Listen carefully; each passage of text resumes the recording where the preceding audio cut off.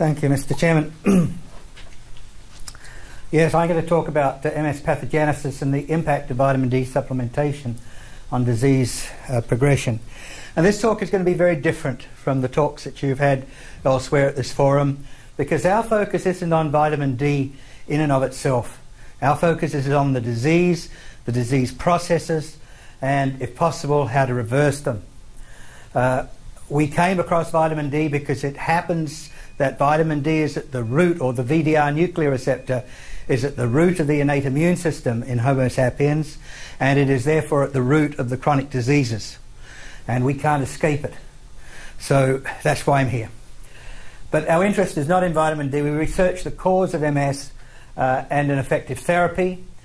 Now, what we've done over the past decade is derived a model, a microbiology model in molecular biology as well, where an intraphagocytic metagenomic microbiota. Okay, a microbiota is a community of microbes. Metagenomic means many genomes, they're not all the same genome, and intraphagocytic means that it's actually within the cells, the white cells of the immune system that that would normally kill the microbes.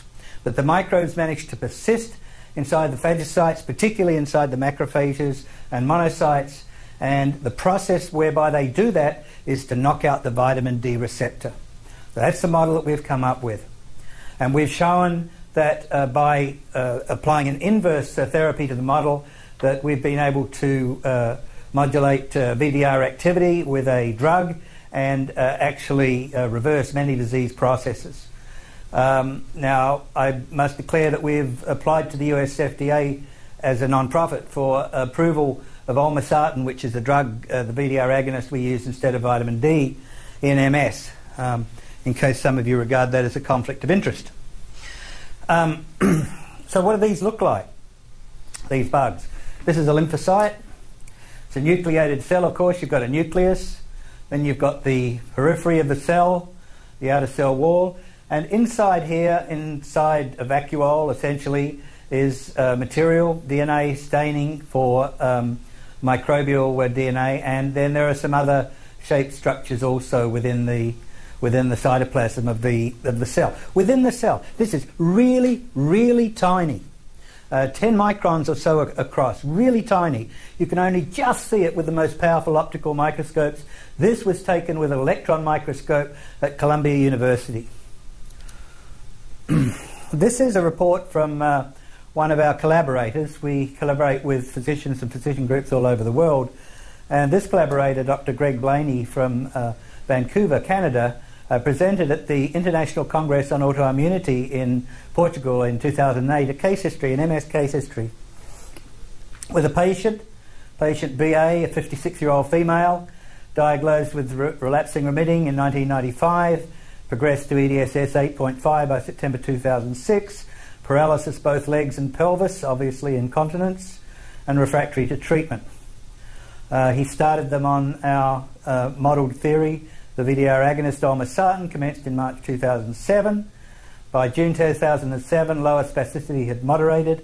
By March 2008, it had dropped to mild, and by January 2010, patient could walk 15 to 20 steps with assistance, contract quadriceps and hamstrings against resistance, improve sleep, depression was minimal, no longer needs diapers, which is no big deal. I mean, it is a big deal, no small thing, and incremental improvement continues. Now, what I want to point out, though, about the blood work is that the vitamin D levels during all the period that the patient was improving and recovering, the vitamin D levels are falling, both 2,5-D and 1,2,5-D. What we find is the exact inverse of what everybody else here is reporting to you. Now, I chaired the session on vitamin D at the International Congress on Autoimmunity in May of this year. What I did for my first slide was to take the writings of Yehuda Schoenfeld, Fellow of the Royal College of Physicians, editor of Autoimmunity Reviews, Journal of Autoimmunity, many other journals. I took the words from his recent papers and as my summary of the starting point. And this is what rheumatologists think of vitamin D. This is what they understand of how it works. Vitamin D affects the immune system at many levels and by a number of mechanisms. Vitamin D has multiple immunosuppressant properties. On the whole, vitamin D confers an immunosuppressive effect. It suppresses the immune system, focusing on the innate immune system.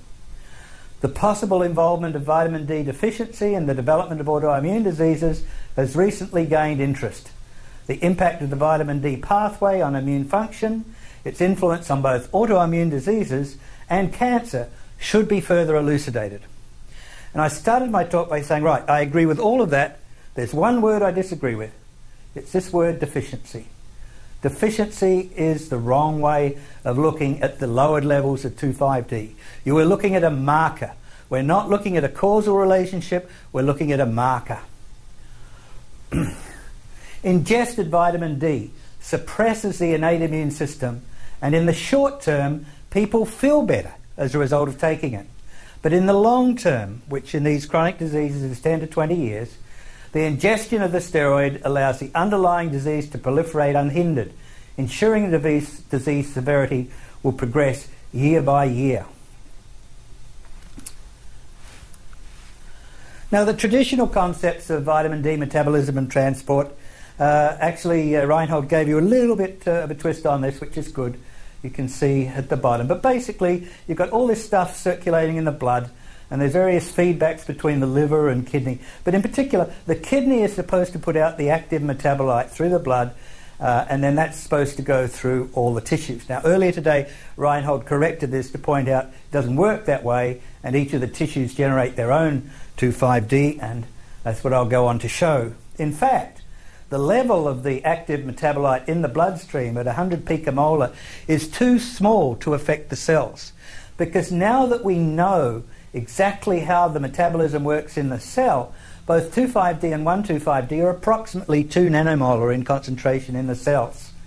And there are plenty of assays that will show you that. And 2,5-D in the bloodstream is higher. It is diluted as it goes through the cell wall. But then as 1,2,5-D is produced in the cell and leaks out into the bloodstream, it is also diluted by the same 20 times, 25 times concentration gradient. If you have a cell wall, you've got the top surface of the cell, the outer surface of the cell there, the inner surface buttressing the cytoplasm there, and then the biphospholipid layer here, and there happens to be a receptor. There are also chaperones that go through the cell wall layer. To get from the outside the cell into the inside of the cell is a difficult process, and it causes a concentration gradient. Similarly, the 1,2,5-D that's produced in the cells leaks out into the bloodstream in very, very low concentrations. Now, the kicker came earlier this year when the D-binding protein null mice, there was some work being done on mice that had the D-binding protein knocked out of their genome, so they couldn't produce D-binding protein. And what they observed was that there was 0 circulating 1,2,5-D in the bloodstream. None of the active metabolites circulating in the bloodstream at all, because it turns out that it apparently circulates bound to the D-binding protein, which is probably not that silly when you think of the name. But there was no circulating 1,2,5-D, and yet the mice were totally normal in their metabolism. Everything was normal. Reproduction, immune system, everything was normal. 1,2,5-D is not a signaling molecule. All of the 1,2,5-D regulation is done within the cells. So how could we make mistakes like this? Well, one of the ways we made mistakes is to focus too much on the easier experiments. The mouse important outcomes in the AE mouse, you plot what happens when you do things to it. It's nice and easy. Very hard to quantify what's happening in a human situation, or even to pass the ethics hurdles to run experiments. But what we now know from the genomics, from dissecting the genome of the mouse, is that humans are not tall mice without tails. This is a title of one of the sections in our new book chapter, the book I quoted at the beginning. And if you want to go into the differences, then we describe them in the book chapter. But the humans have different numbers of toll-like receptors, the things that sense the pathogens. They have different functions in humans and mouse. I mean, the homology between the two of them is vastly different. But in particular, in man, the VDR, the vitamin D receptor, which is a gene transcription factor, transcribes or expresses cathelicidin and TLR2, which are essential for protecting the cell from any microbe that might get inside it. And that is only in man. Even the higher primates don't emulate the cathelicidin innate immunity of Homo sapiens. We know that from the genomes. We can't do the experiments. Well, we can actually. The TLR stuff's been replicated. But we learnt it from the genomes. We only learnt it in the last 18 months or so. So what is a VDR? Well, I showed you a cell earlier. You've got a cytoplasm, nucleus, and there's all sorts of proteins floating around in them. And one of them is the VDR. And the VDR interacts with DNA in the nucleus when it's liganded by 1,2,5-dihydroxyvitamin D. Interacts in the nucleus to express cathelicidin, which then populates the phagocytomes and become part of the innate immune defense of the cell itself. And also the VDR is involved in adaptive immunity, T and B lymphocytes function. It's a very, very important molecule. Vitamin D is important in the transcription of over 913 genes. Genes that produce proteins that range in function from cancers to calcium. So our drug is a human VDR agonist. It's important because it's only a human VDR agonist. It is not a mouse VDR agonist. It doesn't work in mice. Here we have a VDR. This is a protein, or the backbone of a protein, and this is shown moving in time. All proteins in your body are moving all the time as the molecules find homeostasis. And in the binding pocket there is the drug molecule. When we do the same thing in the rat, we have essentially the same looking function. The VDR is very similar in the rat. It has some differences though, and those differences are very important. When we put the two molecules side by side, you can see that the drug is behaving differently in the rat VDR to the human. And in particular, this little moiety here, which is quite firmly bound into the human VDR, is aimlessly wandering around in the rat VDR because the amino acids that are in the human VDR are not present in the rat VDR to bind it. This is very important. It means that we have to be very, very careful when we're using animal models these days. So I published a paper a couple of years ago, Vitamin D Discovery Outpaces FDA Decision-Making, bioassays, and it contained this diagram, which is probably our best guess at this point of all the various factors that are involved in producing the activated vitamin D, 1,2,5-D, to activate the VDR and transcribe the 913 genes. And we start from the 70-hydrocholesterol, going through energy, for example, UVB or an enzyme, pre-vitamin D, then vitamin D, then there is the enzyme CYP27A1 to 2,5-D, and then CYP27B1 to 1,2,5-D. And the receptor that produces this enzyme is a PXR nuclear receptor, another transcription factor. CYP27B1 is produced by yet another transcription factor, P300CBP, and PXR is then involved also in CYP24A1, which downgrades the excess 1,2,5-D. It's a very complex control system. The genes transcribed by the VDR are essential to life, and the body exquisitely controls the levels within the cells of 1,2,5-D to do the gene transcription that it needs to sustain life. I won't go into it in any more detail. It's described fully in that paper. And the important thing is that only 1,2,5-D can activate VDR transcription at physiological concentrations, while vitamin D and 2,5-D inhibit transcription if they become too concentrated. If the blood level gets too concentrated, the VDR expression is reduced, and that is at least part of its immunosuppressive effect. Now, the active vitamin D also negatively affects other receptors. I have here the thyroid receptor, thyroid alpha, and the 3 iodines of T3 is shown here in green, and 1,2,5-D is superimposed in the receptor. Very, very high affinity, and when 1,2,5-D binds into the thyroid receptor, it blocks the thyroid hormones from activating the receptor. And so you see thyroiditis, very, very commonly in these autoimmune conditions. But there are other receptors that 1,2,5-D gets into as well. It's a very agile molecule, a very flexible small molecule, being a corticosteroid. And it gets into virtually all of the nuclear receptors with high affinity. And that means that when the VDR is knocked out, the concentrations of 1,2,5-D goes up. It starts to affect the whole of the metabolism of the body. The patient gets very sick. And that's why you can't use vitamin D to reactivate the VDR again, because the concentrations you need to overcome the microbes' effect on the VDR start to interfere with the cortisol axis, start to interfere with the thyroid axis, and mess up the body in general. So we go back to metagenomics of the human body. We wrote the chapter in there on autoimmune disease, metagenomics and autoimmune disease. And in the last 2 years, the NIH Human Microbiome Project has found that the human body contains an ecosystem of microbes. We are not a sterile compartment. We have an ecosystem of microbes. Hundreds, thousands of microbes have been identified by their DNA. They can't be cultured, they can't be isolated generally, but we can find their DNA.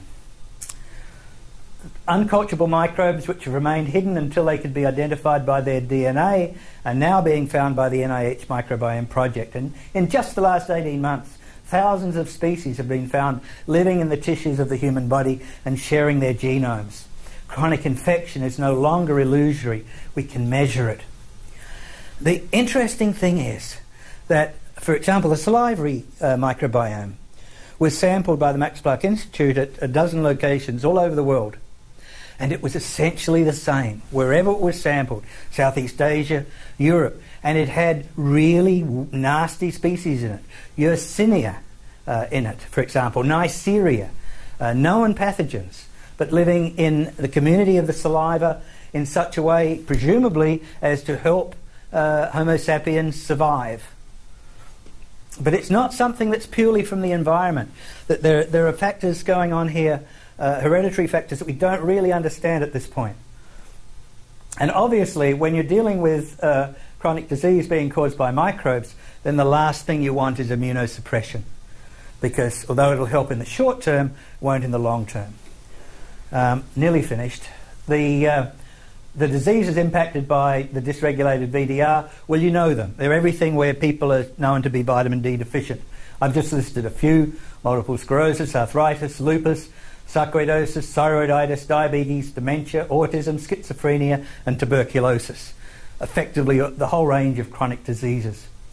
And supplementation of the food supply, we believe, based on our model and based on our observation of the 800 or so patients that we're working with, reduces the body's ability to achieve transcriptional homeostasis and is likely to affect the prevalence of their diagnoses. And there's a paper from Dr. Blaney there, vitamin D metabolites in autoimmune disease, that will explain that further.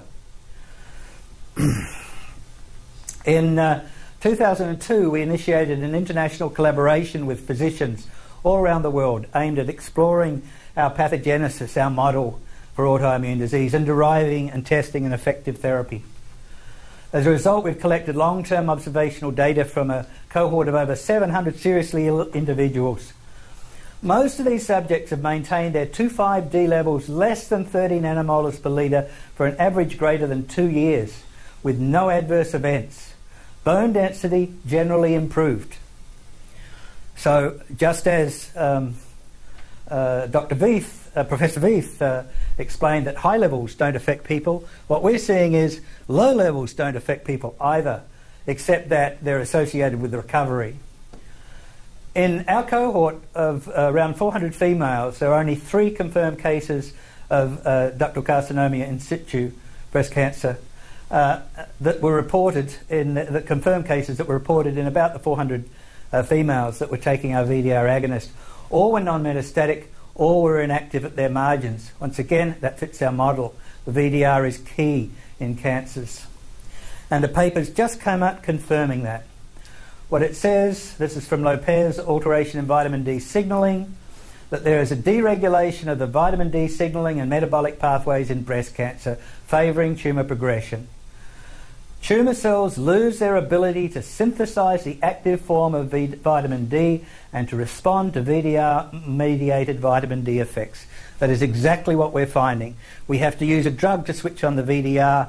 The vitamin D is not capable of reversing a diseased metabolism.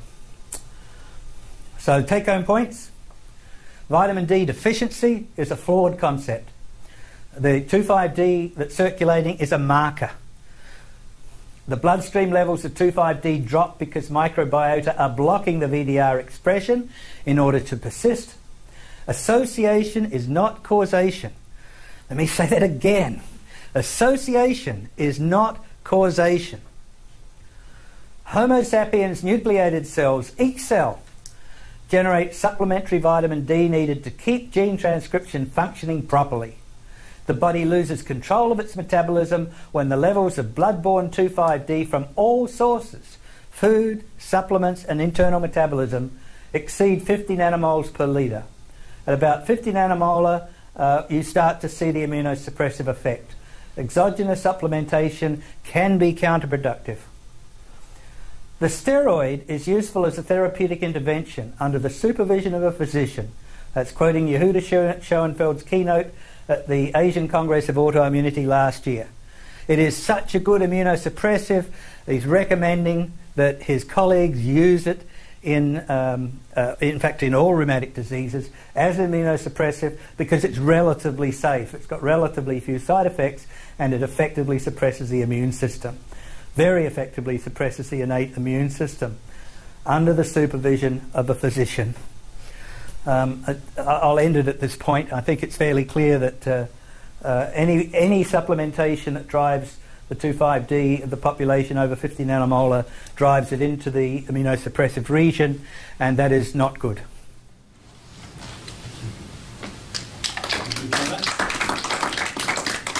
We agreed quite two very different opinions there, so hopefully we'll have quite an interesting discussion session. So Alberta, if you could take a seat at the front as well, and we'll open up for questions.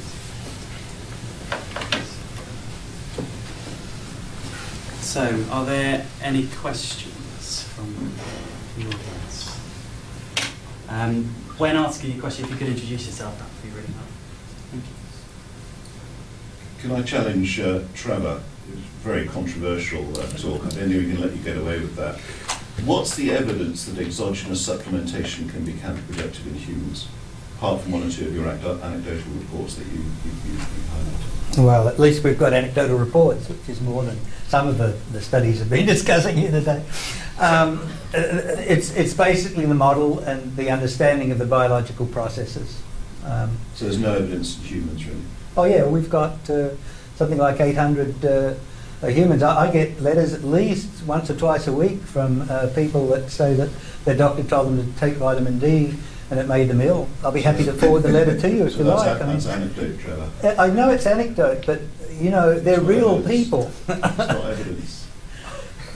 Well, they're real people. They're voters, you know.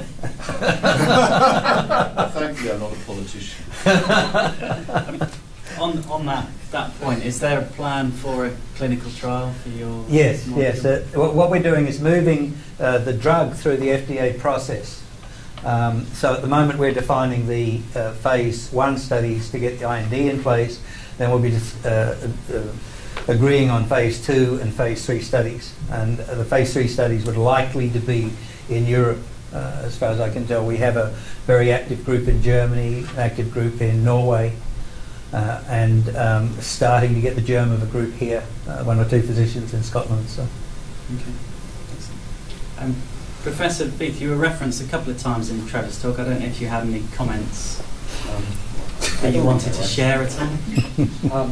Well, regarding the olmesartan, you showed some data of a person that was given olmesartan, and you showed 25D goes down, 125D goes down. What I was looking for there were the serum or urine calcium levels. Can you comment on those? We've got them. I mean, I can get them for you. At no point were they a threat to the individual's health. which is probably why they're not up there. Calcium really doesn't worry us until it goes out of range. Those are the key things. And you made a curious thing that was a new discovery to me. You said that you still have not started a phase 1 trial of the product. Well, this is of olmesartan as with respect to the drug that we're running through the FDA, not the drug that's already out there in the market. Well, nonetheless, I mean, it is a fact that in the pharmaceutical industry, about 1 out of 100 drugs that ever even goes into a phase 1 trial ever makes it to market. Well, that's true, but if you browse Google, you'll find something like 500,000 pages discussing what we have been doing for the last 8 years. And that is the collaborative study. Now, it's anecdotal to some people. The patients that are getting benefit from it certainly don't regard it as anecdotal. It's the best that we could do, given the ethical considerations, the difficulty getting through IRBs that we've had over the last few years. It's very hard to persuade an IRB that the patient needs to restrict their vitamin D intake. There's always going to be someone on the IRB that says, "Oh no, vitamin D is good for you," and you don't get approval. So we worked with physicians and physician groups collaborating using, I guess you'd call it social networking. It was more than that. It was an internet reporting website and a discussion group. And we have over 400, well actually there's 600 professionals, but many of them are nurses, EMTs, etc. So probably more than 300 physicians that are now enrolled in that more extensive study. So I mean, if if you give us money, we'll do a retrospective. But it takes money, you know. The data's there. Thank you, Trevor. We have one question here. Just to kind of follow up with that, Professor Marshall, Harold Buxkiffen from Melbourne, from Australia. I have to admit that I did get somewhat lost in some of the assertions in your talk, one of which was that 25-hydroxyvitamin D3 was somehow antagonized 125? Yeah. And it has about the same affinity. Well, it's molecular. It has about the same affinity for the VDR as 125D. There's only one oxygen difference in the binding, 2 hydrogen bonds. So the levels, I think one is about a 30th of a nanomolar, the other's of a micromolar, nanomolar, about a 30th of a nanomolar, and 125D is about a 60th of a nanomolar. Very, very high affinities. But it's capable of displacing 125D from the binding pocket if the concentration gradient gets high enough on a concentration-dependent basis. As with any ligand-receptor combination, there's an S-shaped curve for displacing a ligand from the receptor. It's standard pharmacokinetics, you know.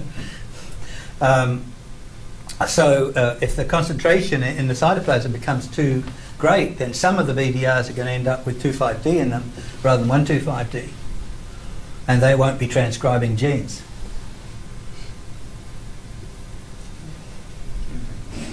Did I get through? I'm sorry. I thought that 125 had vastly greater affinity to. No, it's only got one oxygen. Only got one oxygen, two hydrogen bonds.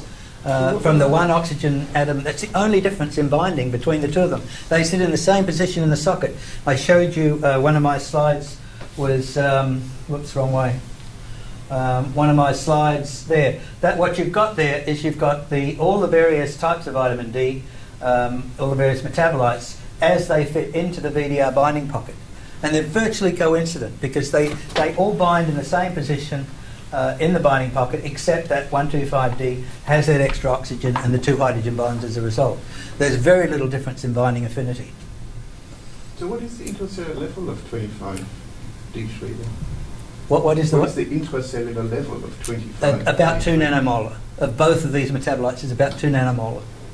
Do you know anybody that's ever measured that? Yes, there's an assay. I gave that assay earlier in my talk. There's an assay you can actually buy to replicate it yourself. Thank you, Trevor. That's very good. We've run out of time. We've got time for one more quick question, if there is one from the audience. Is it very quick? Well, there is a human model. It's called type 1 vitamin D dependency Rickets That's 1-hydroxylase deficient human beings that really do exist and that are a clinical phenomenon. They do not respond to 25-hydroxy until you really get the 25D up. You have to treat them with 125. It was one of the means by which they initially showed, and it was my PhD supervisor that showed that you needed the kidney to make 125. To suggest that 25-hydroxy at anything other than pharmacologic levels does anything at all in the human being is not consistent with, you know, what we know about human beings. Because there are humans without that enzyme, and 25D does not do the trick. Yeah, our book chapter actually addresses that issue. Book So I'll send you a copy. Well, I think there's discussion to be had over coffee. I think we need to end the session You've now. got better technology than I Thank you have. very much. I've If been you'd like to working at join that- in thanking the speaker. I've been working at that for years. You can measure things by magic that I've been spending years trying to measure that it works.